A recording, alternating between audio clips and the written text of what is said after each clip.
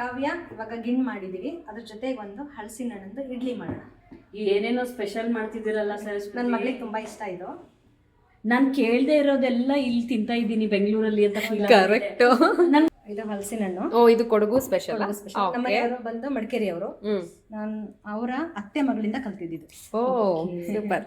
ಹಲಸಿನ ಹಣ್ಣು ಇಡ್ಲಿ ಅಂದ್ರೆ ಮಾಮೂಲಿ ಯೆಲ್ಲೋ ಕಲರ್ ಬರ್ತಾ ವೈಟೇ ಇರುತ್ತಾ ನೋಡಕ್ಕೆ? ಸ್ವಲ್ಪ ಯೆಲ್ಲೋ ಇರುತ್ತಾ? Okay okay. ಇದು ಅಕ್ಕಿನ ನೆನೆಸಿ 1 ಲೋಟ ಅದನ್ನ ಇಡ್ಲಿ ಹದಕ್ಕೆ ರುಬ್ಕೊಂಡು ಇಟ್ಕೊಂಡಿದ್ದೇನೆ. ಇದಕ್ಕೆ ಉದ್ದಿನ ಬೇಳೆ ಏನು ಹಾಕಿಲ್ಲ. ಓಕೆ, ಇದು ಹಾಕೋಣ. ಮತ್ತೆ ನೀರ್ ದೋಸೆಗೆ ಮಾಡ್ತೀವಲ್ಲ ಅದೇ ತರ ತೆಳುವಾಗಿರುತ್ತೆ ನೀರ್ ದೋಸೆಗೆ. ಇದು ತೆಳುವಿಲ್ಲ, ಸ್ವಲ್ಪ ಪ್ಯಾಕೆಟ್ ತರ.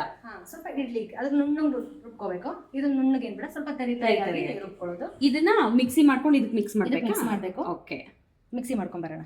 ಓಕೆ ಕಾವ್ಯ ಇದು ರುಬ್ಬಿದ್ದಾಗಿದೆ, ಇದನ್ನ ಇದಕ್ಕೆ ಮಿಕ್ಸ್ ಮಾಡೋಣ. ಓಕೆ.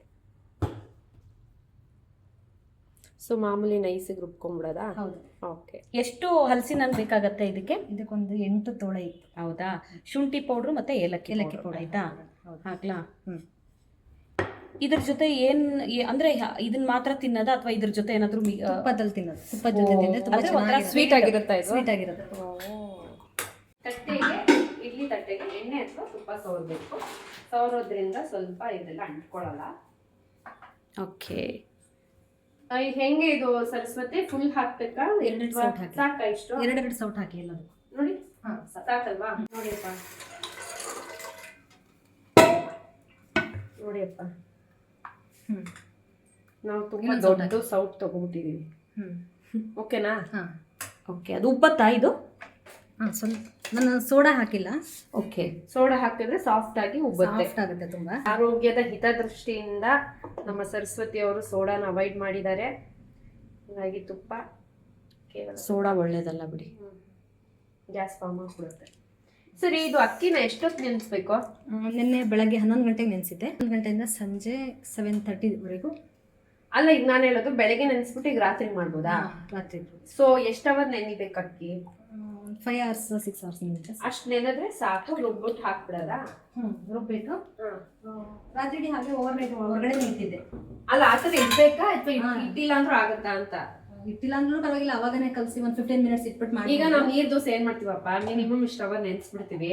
ಅಕ್ಕಿ ಮತ್ತೆ ಕಾಯಿ ರುಬ್ಬಿಟ್ಟು ನೀರ್ ದೋಸೆ ಹಾಕ್ತಿವಿ. ಹೌದು, ಇದನ್ನು ಅದೇ ತರನಾ? ಇದನ್ನು ರುಬ್ಬಿಟ್ಟು ಹಲಸಿನ ಹಣ್ಣೆಲ್ಲ ರುಬ್ಬಿ ಕಲಸಿ ಒಂದು 15 minutes ಇಡಬೇಕು ಸೆಟ್ ಆಗ್ಲಿಕ್ಕೆ. ಆಮೇಲೆ ಮಾಡಿ. ಇದು ತಟ್ಟೆ ಇಡ್ಲಿ ತರನಾ? ಹೌದು. ಕುಕ್ಕರ್ ಮಾಡಿ ಸರಿ ಹಸುಗಲಿ. ಓಕೆ. ಇದನ್ನಿಟ್ಟು ಇದನ್ನೊಂದು 12 to 15 minutes ಆದ್ರೆ ಆಯ್ತು. 15 minutes ಆಗಿದೆ. ಇದು ನೋಡೋಣ. ಓ, ಹಲಸಿನ ಇಡ್ಲಿ ರೆಡಿ ಆಗಿದೆ. ಓಕೆ, ಬಿಸಿ ಬಿಸಿ idli ready to eat. Kavya ಇದು ರೆಡಿ ಇದೆ. ಓಕೆ. ಸ್ವಲ್ಪ ಎಲ್ಲೋಯಿಶ್ ಬಂದಿದೆ. ಓಕೆ. ಹಲಸಿನ ಕಲರೇ ಇದೆ.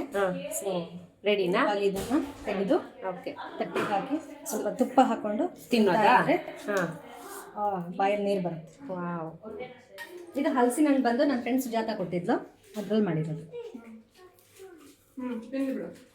ಈ ತರ ಚಿಕ್ಕ ಚಿಕ್ಕ ಸ್ಲೈಸ್ ಆದ್ರೆ ನಿಮಗೆ ಎಷ್ಟು ಪೀಸ್ ಬೇಕಾದ್ರೂ ತಿನ್ಬೋದು. ಎತ್ಕೊಂಡು ತಿನ್ನಕ್ಕೆ ಚೆನ್ನಾಗಿರುತ್ತೆ. ಚೆನ್ನಾಗಿದೆ. ಹಲಸಿನ ಹಣ್ಣಿಂದು ಇಡ್ಲಿ ತಿನ್ನಿ, ಟೇಸ್ಟ್ ನೋಡಿ.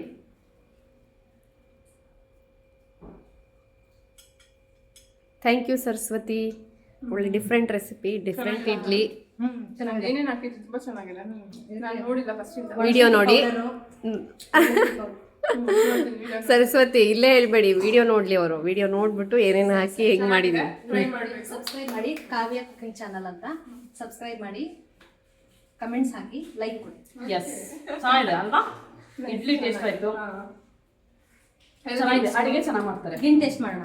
ಓಕೆ. ಸುಜಾತ ಅವರೇ, ತುಂಬ ಥ್ಯಾಂಕ್ ಯು. ನೀವು ಕೊಟ್ಟಿರೋ ಈ ಹಣ್ಣಿಂದನೇ ನಾವು ಇವತ್ತು ಹಲಸಿನ ಇಡ್ಲಿ ಮಾಡಿದ್ವಿ. ಸರಸ್ವತಿ ಅವರು ಸಖತ್ ಈಸಿಯಾಗಿ ತೋರಿಸ್ಕೊಟ್ಟಿದ್ದಾರೆ. ಚೆನ್ನಾಗಿದೆಯಪ್ಪ. ಜಾಸ್ತಿ ಸ್ವೀಟ್ ಆಗ್ಬಿಟ್ಟಿತ್ತಲ್ಲ, ಸ್ವೀಟ್ ಯೂಸ್ ಮಾಡಿದ್ರೆ ಜಾಸ್ತಿ ಸ್ವೀಟ್ ಅದು ತಿನ್ನಕ್ಕಾಗಲ್ಲ. ಹೆಂಗಿದೆ ಮಲ? ಸೂಪರ್ ಆಗಿದೆ, ಸ್ವೀಟ್ ಅನಿಸ್ತಾ ಇದೆಯಾ? ಸಕಲಾಗಿದೆ ಕಾವ್ಯ. ನಂಗೆ ಹಲಸಿನ ಹಣ್ಣೇನು ಅಷ್ಟು ಇಷ್ಟ ಆಗಿಲ್ಲ, ಬಟ್ ಇದು ಚೆನ್ನಾಗಿದೆ. ನೆಕ್ಸ್ಟ್ ಹಲಸಿನ ಹಣ್ಣು ಕೊಟ್ರೆ ಇಡ್ಲಿ ಮಾಡಿ. ನಮ್ಮ ಮಕ್ಕಳು ಸಹ ಈ ಹಲಸಿನ ಹಣ್ಣಿನ ಇಡ್ಲಿನ ತುಂಬ ಇಷ್ಟಪಟ್ಟು ತಿಂದರು. ಬರೀ ತುಪ್ಪದಲ್ಲೇ ತಿನ್ಬೋದು, ಅಂದರೆ ಸ್ವಲ್ಪ ಸ್ವೀಟ್ನೆಸ್ ಇರುತ್ತಲ್ಲ ಹಾಗಾಗಿ.